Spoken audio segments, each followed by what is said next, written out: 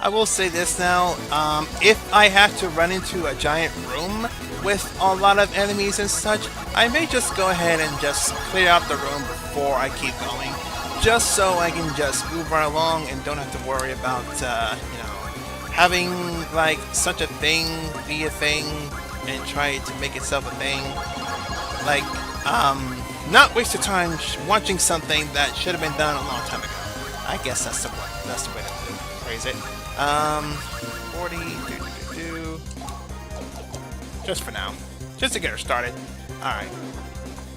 But yeah, it doesn't matter right now if we actually need to level up our rest of our party, because the rest of our party has everything that they really need, technically.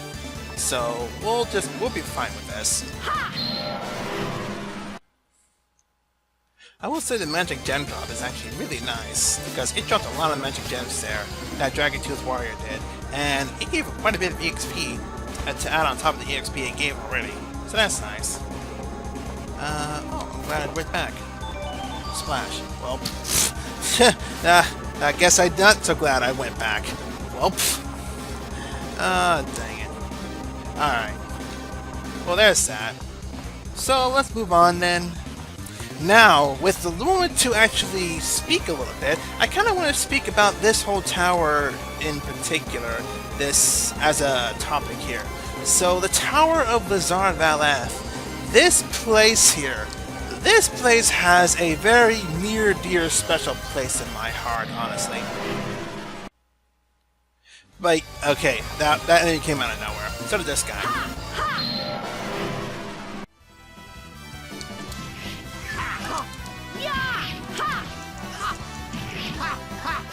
Uh-oh. Uh-oh. Uh-oh. Uh-oh! Ow, ow, ow, ow, ow, ow, ow, ow! Ah! Is this truly justice? Ah! I believe that's justice. Ah! Oh, that's funny. Oh, that's pretty good. That's pretty good. Oh, that was pretty good. Moving right along then. Alright, so as I was saying before though, Lezard's Tower. Excuse me if I put my on there. But yeah, Lezard's Tower. Dang it! Ah, the chimeras are everywhere. Alright, so these have two new items here, I think. Nightshade, nah, nothing special. And Frigid Damsel, which, that's alright. Which reminds me, actually, I'm gonna go ahead and give Lorenta, well, yeah, I have 4 of them. I'm gonna give Lorenta a poison blow, just so that when we run into those guys again, those bloodsuckers, we have poison blow. Because I think poison blow is their weakness. I believe so. Don't quote me on that. Alright, so let's see here. Okay, this is where that elevator is. Okay, so that's cool. It meets, so that's nice. Alright. Okay, this is just a dead end. I think this is... yeah, it's a dead end. Alright. So now we just need to go back up again. And then we can head back into... or not back into... we can drop in the right elevator to move on. But yeah, as I was saying though, the Tower of Lezard Valeth, this place just holds a near and dear place in my heart as a dungeon, because it's just a really big dungeon. It's a really cool dungeon as well. So, and I don't know, I really like it. I really do. It's probably one of my favorite dungeons in this whole game. Well, that was an interesting battle. Also, I tried to use that freezing crystal thing, that freezing attack there. I tried to show that off, that you can't freeze the enemies inside the elevator because reasons, whatever reason they have, sure, why not?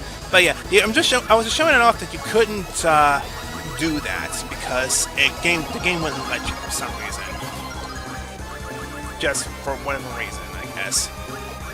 Alright, well, why don't we just go ahead and just raise your attributes a little bit. Just to raise them up a little bit. You have nothing else to raise, really, so why not? Alright, so it wants us to get off here, but if we wait one more time, I believe we get something decent.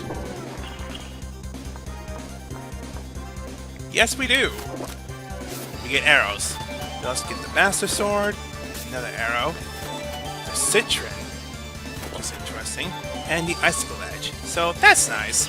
A little room that you can miss really easily if you don't pay attention. And actually, the only way to get it is to go into the elevator and wait until the elevator, like, drops you off into certain rooms. So, yeah, that's a thing.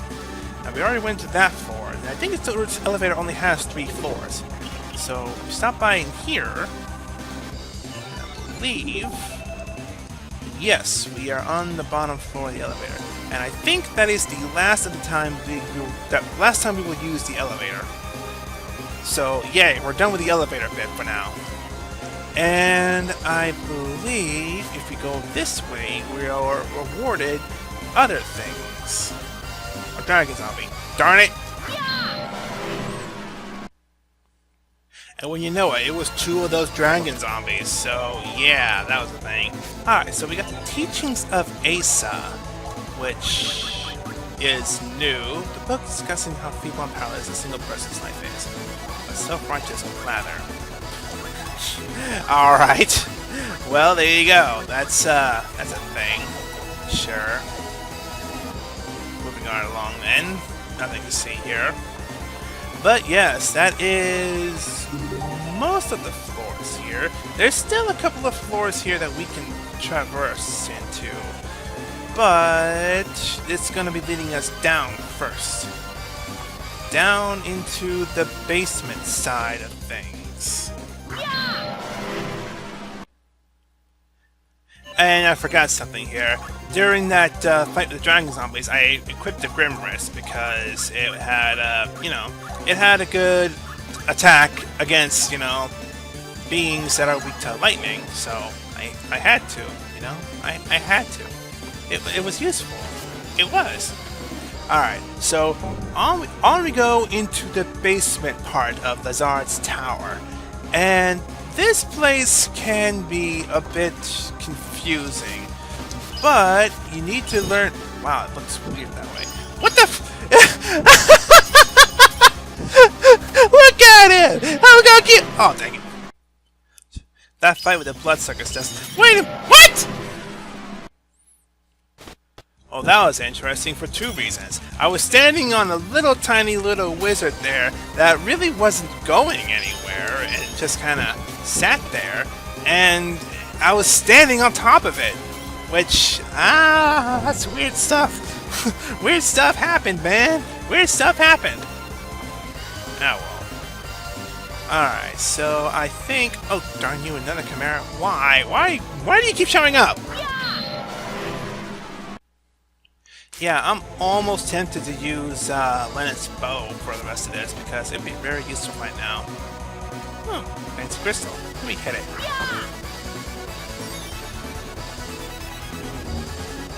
It shines after I smacked it once, or twice, or 3 times, or 4 times, or as many times as I possibly want to. Okay, I'm done.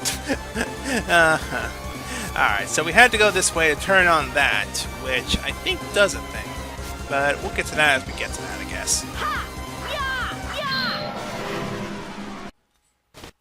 Alright, just took a minute to clear out the enemies there. Nothing special. Oh, great, Warren. Wow, there's a lot of enemies here. Alright, give me a second. You probably don't need a bow anyway, because I ran into 4 to 6 of those monstrous glowflies, the advanced ones. And I got 4 poison bows out of them, which is hilarious to me. Is there any enemies in here? No? Nothing? Alright. Let me see here.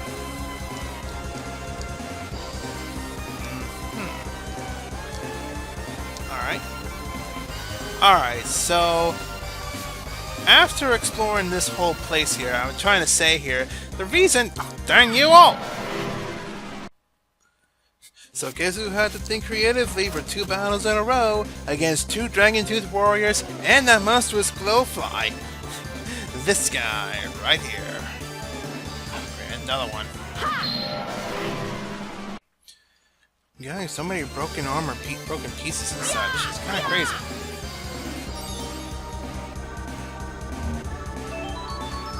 Yay, we did another crystal. Alright, woohoo. Fantastic. Now, I believe after firing the crystals up, both those crystals up, we unlocked the way to get to the end, for all practical purposes. But there's one certain area that we need to revisit real quickly. There's one spot in particular. The game does not tell you this at all. The game doesn't let you know about this in the slightest. But we need to go back to where we came in from. Being this room back here, I believe. If we go back, yep, there's this circle here, which wasn't here before. So if we step into it, it's a transportation spell. Transportation, teleportation, whichever you want to prefer. And it transports us to these last two rooms in between the elevator shafts. This is the only way that you can actually get in here. And the only way you get in here afterward, or beforehand, is to activate those two crystals so a transportation circle, or teleportation circle can appear. So you can teleport into this area here. And if I remember right, there's no monsters in here. But there is one certain item in particular that you absolutely want. It comes in 3 items, but there is one item in here you really, really want. Ah! Okay, well, there you go. An introduction to our new type of chests here. The guy in, like, the first town, Artolia, I believe, he did say that he managed to dodge the treasure chest by ducking because it spewed poison gas at him. Well, now we're introducing that. There are 3 different types of gases it can spew at you. It can fire ice, it can fire dizziness, or it can fire poison, I believe poison. I'm not too sure on that one. But anyway, we go ahead and check these treasure chests out, and we get the creation gem, which is what I thought we were going to make before, but no, this is the item that we want. Now, if you keep yourself ducked, you actually dodge the thing there, so that's nice. We get the timer ring, and we get the ether scepter, and that's when we're introduced to the ether scepter. But we are introduced to these 3 powerful items here, which, if you know the ether scepter, if you paid attention to our things before, is a pretty high powerful magic thing.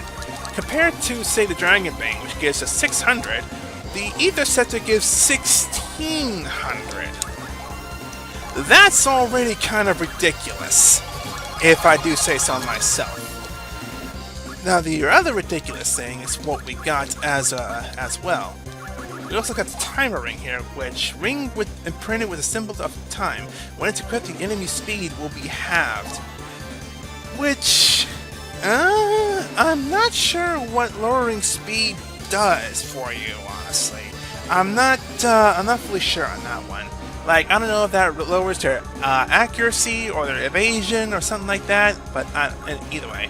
But the very important item that we got is the creation gem. A gem which is used to transmute divinely created items. It can be equipped and used.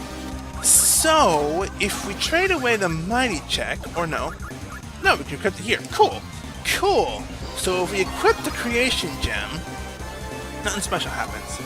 But let's say we try to transmute...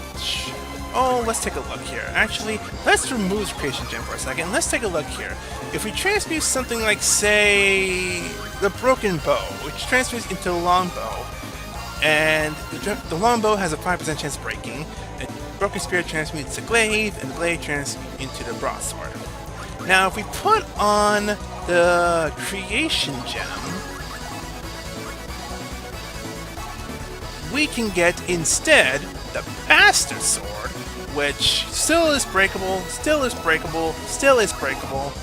but it's interesting. But now these here can actually transmute into some other things better, like the Prime Banish. We also get the Poison Crystal, Skill Potion. Some of these stay the same, but some of these you can kind of see why it's kind of nice. But that's not the reason that we want the creation gem. The reason we want the creation gem is because we need to use it to transmute, I believe. Well, we can transmute that. I'm trying to remember here exactly what it is that we can transmute this into. Actually, I can show this as well. You notice that Sacred Javelin here, a holy spell, can transmute into Dark Savior, which is a dark spell. That's another thing. They don't transmute into just a holy spell for another holy spell. They can transmute into any other spell. So Poison Blow can transmute to Lightning Bolt. Lightning Bolt can transmute to Poison Blow. That kind of thing. So, yeah, that's kind of nice, actually. That's kind of nice. Now, I'm almost certain that we need... Well...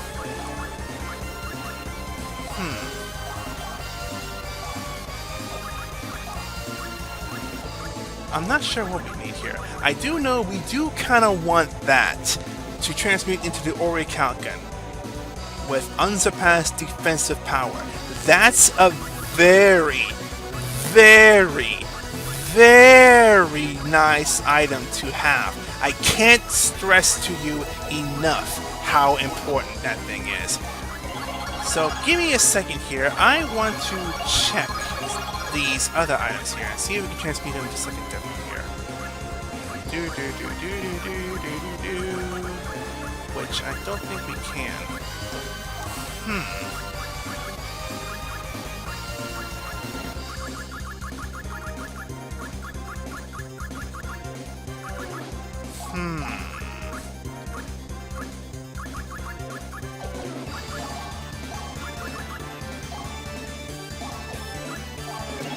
Give me a second here. I'm curious. Oh, right. Transmutes to that. Okay. Alright, well, there you go. We got this item here, so that'll be nice. Now, I think there's another item here that we need to have in order to have more useful items. But for now, I don't think we have it, actually. So, yeah, we'll just keep the creation gem on for now. But I'm almost certain that we do need it for reasons. We'll look over that later, I guess. We'll just look over all this in a minute here. In the meantime, you had the Power Bangle and the Mighty Check. You had a Power Bangle and the Pressed Flower? I think you had the Pressed Flower. You had Power Bangle and the Goddess Pendant along with the Mirror, and then you had the Magic Bangle and the Bracelet. So, no, you had the Emerald Necklace, but I don't think you need that anymore, actually. No, not really. Just raise that a bit, and we'll raise her things here, her hero value, I guess. So there you go. Alright, so, yay, we got ourselves a creation gem, which, yeah, that's a very nice thing to have. Now, we do need this item for later, because there's another item that we can get that will help us out more with this. I can't spoil too much of that yet, but you'll see once we actually find it. You'll see. But in the meantime, though, there's only one area left that we have yet to explore, and I'm pretty sure that's where Lezard himself is hiding. So let's not waste any more time, and let's go ahead and head straight off into the depths, into the last part of this dark, foreboding tower. Let me make sure I'm going the right way here. Yes, I'm going the right way. Okay. Just double checking. Just had to make sure, that's all. Anybody else in here? Yes. To my side, my noble Einherjar. Demons? What? Okay. What? Just randomly demons? What sorcery is this? What the crap, man? Oh God.